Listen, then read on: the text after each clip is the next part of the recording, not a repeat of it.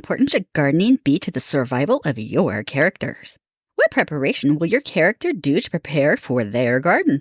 Want to learn how to weave gardening into any season of your story? What about dead fish? Find out on this episode. Welcome to Writing Rule with Allie, the Fiction Writer's weekly inspiration station for rural life and lifestyles, from historical to post-apocalyptic, helping you bring your rural stories to life. I'm Allie, and this is episode number 68, Gardening Overview. Stick around to the end to find out all the ways things could possibly go wrong. Now, let's get into this. Gardening is as intertwined with rural life as trees. Many people today, historically, and I assume in the apocalypse, garden to grow food to eat now and to save food for the winter. If they fail at saving enough food for winter, there will be a good chance that they will starve during the winter. Our stories need to reflect the importance of this task. Granted, it is possible to buy food from the store today, but many homesteads and off-the-grid homes, along with the Amish, use this as their main source of food, if not their only source. In fact, many people today do this because they can't afford the food at the grocery store, and they only buy the things that they can't grow easily. This normally includes flour, sugar, baking soda, vanilla, and things of this nature. Actually, many people in history bought these same items and grew the rest. Side note, this is about gardening, so I'm going to stick to fruits and vegetables and not meat since you don't grow that on a plant. First things first, let's cover out the steps and tasks needed to start a garden. I will start at the beginning, but keep in mind, many characters will already have a garden plot when your story starts. There is normally a precept of planning the garden. No one randomly picks a spot or what they plant. Your character is going to decide based on how much sun the spot gets and more. They do not want it in mostly rocks, or in a place where it's prone to floods. Some plants need shade, so they might opt for two different gardens.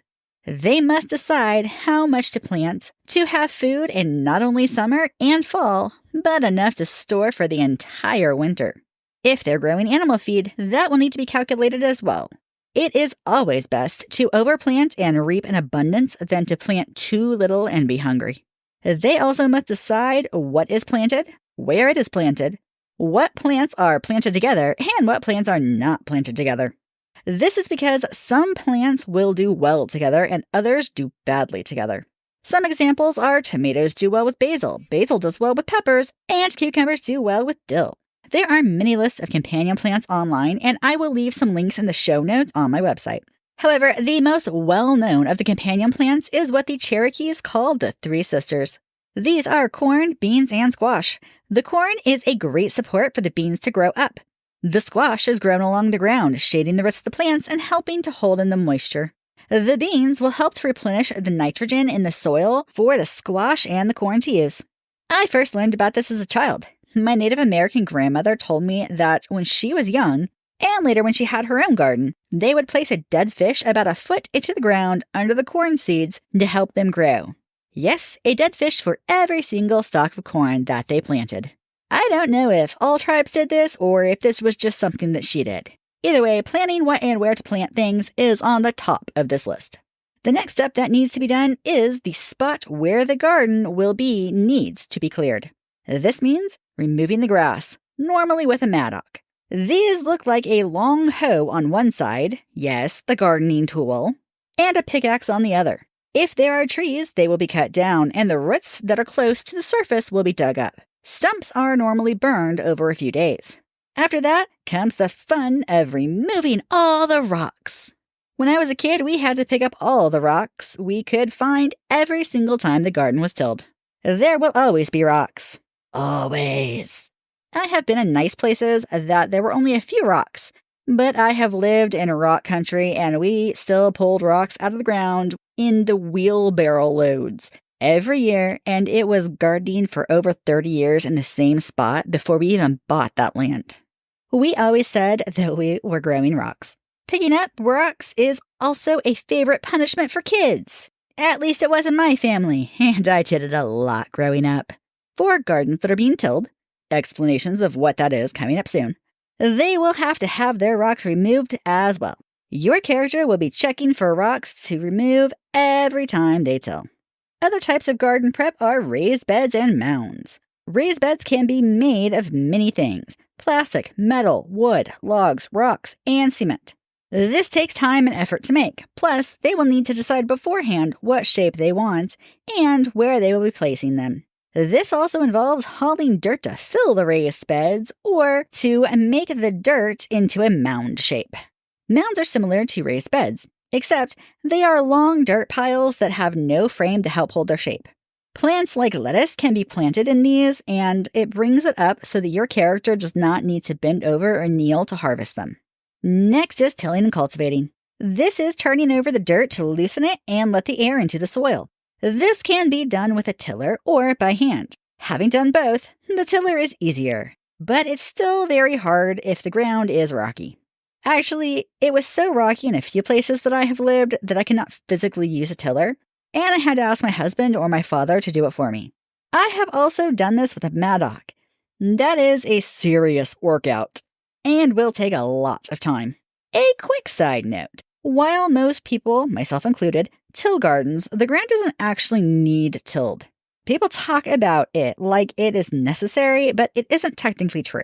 What is true is that it makes it easier to plant, and ripping up the roots of anything that might be growing there means there will be less competition for your plant's roots. And I'm aware that a lot of people disagree with me and believe that your garden can't survive if you do not till it. Something most people don't know is that tilling typically happens during the winter months. Okay, I know that sounds weird, but hear me out. If there's nothing in the garden for long periods of time, it gives your character plenty of time to take care of and prepare it for the next year's crops, slowly and at their own pace. Otherwise, they will spend days grueling away and be exhausted. People who do this dread the spring garden. So, instead, most people do it a little at a time on nice days in the winter. After the garden is planned and ready, it's time to plant. Well, kind of. You see, some plants are cool weather plants and others need to be planted when it's warmer. In our area, lettuce can be planted in late winter and reaped in spring. The same is true for potatoes. However, we can't plant tomatoes until after the last frost. Or at least we can't bring out the seedlings until then. I think my favorite planting knowledge was passed down from my grandmother. She said that you plant corn when the oak tree's leaves are the size of a squirrel's ear. Your character will now need to care for their garden. This includes many chores. Weeding the garden is up there on the top of the list. This is easier once the seeds have sprouted and grown a bit. However, for newer gardeners, they might misidentify the weeds as the plants and accidentally pull the actual plants that they planted. Yeah, I've ups that one. Another thing is that they need to make sure the garden has enough water. If it's raining, great! In the summertime, they might need to supplement with watering the garden. However, there are droughts they will need to contend with. They might have to haul in water and pour it onto the plant roots. Never let your character pour water onto the plant itself in the summer, as this will cause the plant to burn in the hot sun. There is something called an ole, or perhaps it's pronounced ule. It is a slow watering system. This is a clay pot that is buried in the ground up to the opening on the top. The water is added into the top. The water slowly seeps through the clay and into the ground, watering the plant's roots. This is something that has been used since ancient times and is still used today. Likely it will be used in the apocalypse.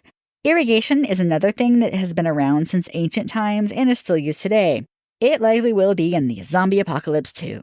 The next thing is reaping the crop. This is done in stages. Many plants will have some ripe that day and some the next. These don't normally happen all at the same time. This will have your characters trying to save just as much as they eat of food every day. Why? Not only must they get through the winter, but they have to wait until the first ripe food to grow also. Normally, this means they are working for 2 or 3 hours a day to can, dehydrate, or whatever method of preservation they are using. Which can sound like a lot, but if your character is not going to a 40-hour work week, they have time. However, there are times that large crops are brought in at the same time, and it might take a few days to get all the food stored away. And this can be normal in fall. In my area, these are wheat, corn, soybeans, wild rice, walnuts, acorns, persimmons, and more. A vital part of gardening is saving the seeds for next year. While you might think that you wait for the very best, that is and is not true. Your character will want to save the first seeds out of the plants. This is in case of gardening disasters. Maybe a hailstorm or tornado, locusts, or a large garden pest like deer or rabbits. They want to make sure they have a way to grow more if disaster strikes. Yes, later they will save the seeds from their best plants.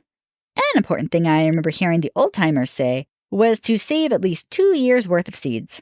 That way, if drought or other disaster happened, you would have seeds to plant the next year. Seeds stored properly were said to be good for up to 5 years. That is properly, and if no moisture gets to them. Another garden consideration is making compost. That is done all year round, normally by throwing scraps out into the same place. Bunny poop is a good one to add as it's very good for the garden. Dead leaves can be placed into the pile in the fall. It can take dirt about 3 years to make, so many people rotate and make 3 compost piles to be used every 3 years. They rotate them often. This means they go out with a pitchfork or similar and bring the bottom of the pile up and mix it with the top for even decomposing. Testing the soil is more of a modern thing and can be done at any time of the year. There are all kinds of things you can buy to fix any issues, but many times natural ways work better. However, in history, and I assume in the apocalypse, this was done by carefully observing the plants. An example of this is that if tomato leaves turn yellow, they likely are nitrogen deficient. Things to help can be coffee grounds, manure, wood ash, and bone meal. Fun fact, did you know that tomatoes are technically a fruit? Now you do. Now for everyone's favorite part, what could possibly go wrong? Before we get into the best part, if you enjoyed this podcast, I hope you will take a minute to follow, rate, and review on your favorite podcasting platform. And if you're listening on YouTube, subscribe and hit that like button. Drop me a comment. I love to hear from you and answer questions. Don't forget to share with a friend. As always, you can find this episode's show notes and helpful links to learn more on my website, AllieHart.com.